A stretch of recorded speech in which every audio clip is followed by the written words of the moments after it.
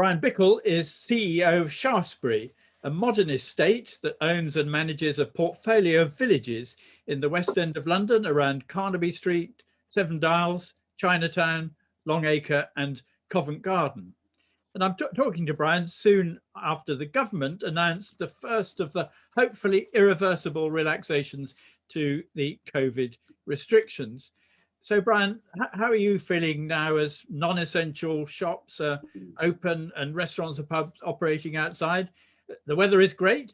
Does it feel like the beginning of the end? Well, it certainly probably feels the most optimistic time in the last 13 months, really. We seem to be making some progress generally across a lot of fronts. And yes, people are obviously keen to get out. I think most people would say they found the winter lockdown the hardest of all. So I think there is a lot of pent-up demand to get back to some semblance of normality. So things are looking promising at the moment, but it is very much early days. Retail is open. It'll be interesting to see how people's shopping habits will change over the next few months, really, whether we shop in the same way, perhaps whether we feel we need to shop as much as we did before. Of course, for hospitality, it's still quite challenging. We've got just over 300 restaurants, cafes, bars, pubs, clubs across the portfolio. Only half of those are open because the other half is the very nature of the centre of the West End, don't have that much outdoor seating. And for the operators, it's just not viable to open up with a few tables and chairs, just doing drinks, quite frankly. And then, of course, people look at the streets, particularly around Soho, have been very busy. And I have to say they've had to be a fantastic atmosphere, a very cosmopolitan, continental sort of outdoor dining feel, which we don't always get in the UK. And I think that's been great. Come on to this, I'm sure, later on, not without its challenges. But you walk into the restaurants if you have to be going into the loo, and of course they're completely empty. So even the restaurants are open, I'd say, don't have the sort of capacity that they would be expecting to get them into a break-even situation, let alone profitability. But I think a lot of them have opened up. It's good for them to get back into the business and get their processes and systems working, the staff back again, and getting people used to going back to them. So I think there's an element of that. But long term, they do need to get back to capacity. And social distancing, we've got a date coming up on the 17th of May. Social distancing is still in place. They won't be able to do full capacity internally.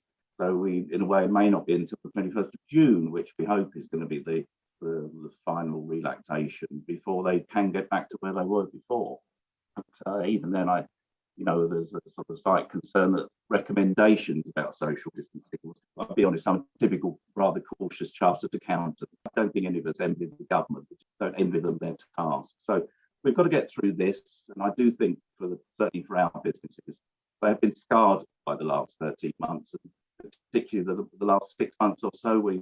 Our half year has just passed at the 31st of March. Our shops and restaurants have traded for 7 weeks out of the 6 months. So that's damage, there is damage caused by all of this. So we do need a good, steady, long run into Christmas. So it's a very profitable period for all those businesses. We can't really afford another stop-start, and we just have to keep our fingers crossed. You've talked about your tenants saying their prosperity is our prosperity. So as a sort of modern version of London's historic estates, how different is that as a landlord to owning a portfolio of separate buildings? Well, I suppose it comes in two aspects, really. First, we have these concentrations of ownership. So you're able to curate an area, really, rather than just curate a building. So it's a much broader view of what we can achieve at Shaftesbury. And also, I think it comes with a sort of estate mentality is a sort of sense of long term. We explain to our shareholders, we're not here for the quick buck and short term. We're creating something that will endure, in a sense that when people come to Shaftesbury as a landlord, you know what you're getting. We've tried to be very fair to our tenants during this lockdown. We're not in the business of putting them out of business, quite frankly. They've suffered through no fault of their own. It's, I think, our responsibility to help them coming out of this. We want as many of those tenants to survive. So that's the sort of starting point. But in terms of this sort of investment proposition for Shaftesbury, we do take a long-term view. The returns for investors will be very good, but the confidence that gives people taking space with us, that actually curated in a very consistent way. We're not about to drop our standards, just because there's a little bit more vacancy around, things like that. Things we took for granted in real estate about long-term occupant tenants, long-term occupancy, what have you. Those things are up for grabs now. I'm not sure it will be the way it was before. The IMF said recently that it expects mature economies to rebound faster than had been previously expected. And you said about the West End recovery that it's not if, but it's when. What's your sort of schedule? How do you see the next couple of years in terms of recovery? For us, certainly for Shaftesbury, the most important thing is we stabilise the domestic. So I think for the next couple of years, we need that catchment to stabilise really. In the next few months, it's going to be important for getting people back to the offices. These are all local issues for us. Back to the offices, back on public transport, cultural attractions reopening. That's going to be absolutely critical to make the city feel the way we took it all for granted previously, and the nightlife to come back as well. And you read there's a lot of pent up spending demand, and you know, if people are not travelling so much, the Brits, you know, we need to remember we do live on an island. It's not everybody else that lives on an island. We're the island. You know, we're going to find it harder to travel out of the UK. I think we understand the airline industry is not expecting a speedy recovery. And back to the point about, you know, London is the ultimate global destination. Normal times got an awful lot going for it. Until that's played out, you know, we're not going to be quite at the capacity we've had before. Sort of hear stories at airports saying it'll be 2026 before we get back to the sort of numbers we had before. As I say, the fundamental, I think, for London is there's got a great local catchment. Let's play to our strength at the moment. Do you think the outside dining and the sort of rebalancing of the streets that we've seen over the past year, are they going to be permanent changes to the West End, do you think? Well, you know, some good things must come out of a crisis. I think we've all recognised in the past that, in a way, London's success, the West End success, has been a big challenge because it was becoming congested with traffic, congested with people, air quality issues, all those sorts of things. Well, actually, it's taken a little break from the routine so people to step back and think how the city could be coming out of all of this. Now, I have to admire the City Council, the way they brought forward the alfresco dining plans. It was done at pretty short notice last year, so perhaps it looked like it at times as well. It was put together very quickly, and there was no mean achievement by the City Council. But now we've got it for a longer period, because if you remember, we didn't really start till July of last year. We're starting much earlier.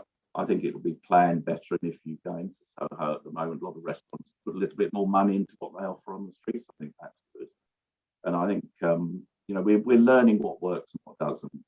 I think the landowners got a part to play in this. The landlords, the individual buildings, all those of us who own groups of buildings, the City Council, about how we can make this a better experience. And hopefully some of it will have a longevity beyond the current crisis.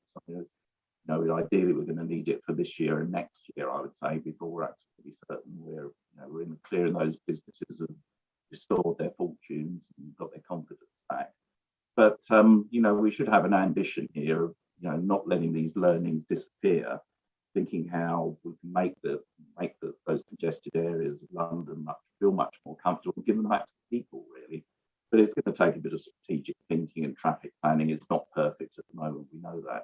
And we've got to find a way that the residents can deal with this as well, entitled to the quality of life. But I think if we started on this journey, we realised it can be done. Whereas I think there was perhaps a little reluctance, some people's part to even contemplate it. We've got to be going in the right direction, really. But really, to make it work, it's got to be there for a while, and it's going to need some long-term investment as well, which will come out of confidence that it's going to stay there for a while. But just be thoughtful and properly managed, I would say. So, we're quite optimistic about it. I think it's, the evenings I've been to Soho, it's not always perfect, but this great sort of relaxed feel about the city, which, you're not dodging traffic and cars, we've got narrow pavements, which people don't really feel very comfortable on. It's just potentially a much better experience for everybody. But Gerrard Street, of course, was a very early innovator in terms of creating a pedestrian space in the city, and it's been hugely successful, hasn't it? Well, it has, yes. Everybody thinks, it needs a servicing plan, and it does help that there is one dominant owner down there. We put money into making it work, even though we don't own the whole street. But yes, I think it's amazing how areas transform when the traffic's removed outside of the servicing hours, and you give it back to people, and all things, amazing things start to flourish. Then we created a new square in the end of Gerrard Street, just at the Charing Cross Road end. You know, we'd like to use that for public events and things like that. You know, people are looking for a different experience when they come into the West End. We've always felt that. I think you're seeing a younger generation now, perhaps looking for more authentic feel. They don't necessarily want a shopping centre experience for their leisure time or even their shopping time. So there's lots. We need to be more inventive. Everyone's got to remember London's in competition now with other cities. The other good thing I think is we'll never take the West End for granted again in all of this. So I think we've all got to sit down together and find a way to make this the best city destination. Good. Well, I look forward to enjoying dim sum in Gerrard Street, and I think plans to encourage more Brits to visit London over the next couple of years is something that needs to be encouraged. So, Brian, thank you very much for your time. Peter, it's been a pleasure. I look forward to seeing you in Soho spending some money. That's what we need at the moment. That's the best thing you can do short term.